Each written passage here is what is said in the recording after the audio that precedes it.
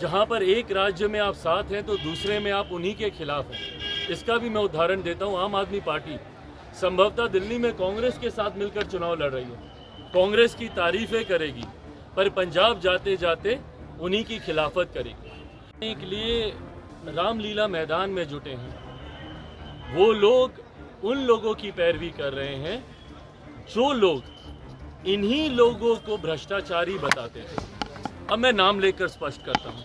अरविंद केजरीवाल जी की को लेकर बहुत लोग चिंतित हुए कि भैया उनको जेल में डाल दिया गया, उनके साथ गलत सलूक हुआ, और उसके लिए अरविंद केजरीवाल जी के लिए, सुरेंद्र साहब के लिए सब लोग वहां पर इकट्ठा हुए।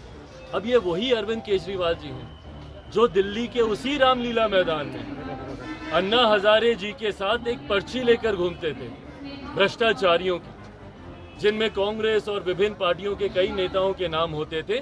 वो तमाम अधिकांश नेता आज उनके समर्थन में उस मंच पर मौजूद हैं। ये विरोधाभास दर्शाता है, ये दिखाता है कि राजनीतिक विडंबनाएं कभी कभी आपको मजबूर कर देती हैं कि कल तक जो आपकी खिलाफत कर रहे थे आज उन्हीं का समर्थन करने आप वहां पर आए हैं।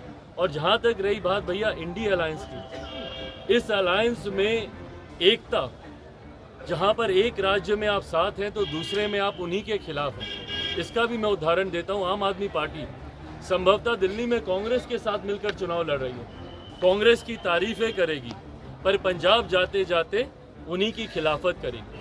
तो जब ऐसा अलायंस होता है, आज किसी ने बोला मिली जुली सरकार, बट अगर ये मिला जुलापन है जहां पर आप साथ भी हैं और आप खिलाफ भी हैं, तो ऐसे में जनता का कम से कम आप विश्वास नहीं जीत सकते। जनता संकल्पित है प्रधानमंत्री जी को। मोदी जी के गारंटी को तेजस्वी यादव चाइनीज माल की गारंटी बता रहे हैं। भाई मेरे प्रधानमंत्री मोदी की ही ये गारंटी है, जिसने देश को दो बार स्थायी सरकार देने का काम किया।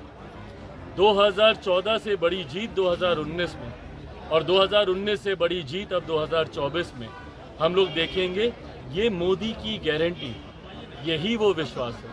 और ये वही विपक्ष है जिन्होंने 14 में भी एकजुटता का प्रयास किया, 19 में भी किया, दोनों बार मुंह की खाई।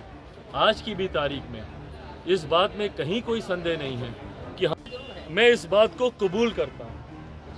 आपकी इस बात से मैं पूरी तरीके से सहमत हूँ, और ये बात का एतराज़ मैंने ही सामने सबसे पहले रखा था कि जिन्होंने धोखा दिया है मैं उनको टिकट नहीं दूंगा। इस बात को मैंने ही कहा।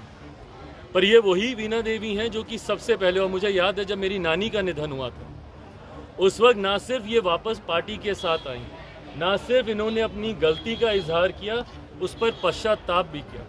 मेरी माँ से निरंतर मुलाकात ये करती रहीं, पार्टी के हर कार्यक्रम में आती रहीं।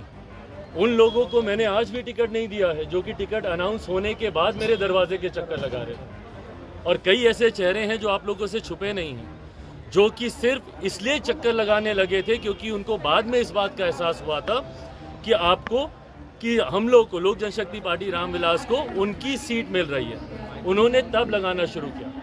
इनसे मैं मानता हूं कि इन्होंने ईमानदार एक पश्चाताप इन्होंने किया और पार्टी ने उसको कंसिडर किया। राजनीति में एक बड़ा दिल रखना भी ज़रूरी है।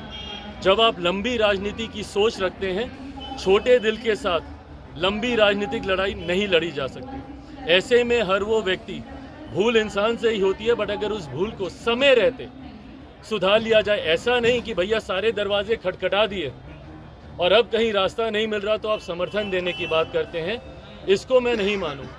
पर हाँ, जो समय रहते जो वापस आ गए। और हाँ, इतना मैं पुनः बोलता हूँ, वीणा जी यहाँ हैं और मैं संभवतः उम्र भर इनसे वो शिकायत रखूँगा कि आपने ऐसा क्यों किया था।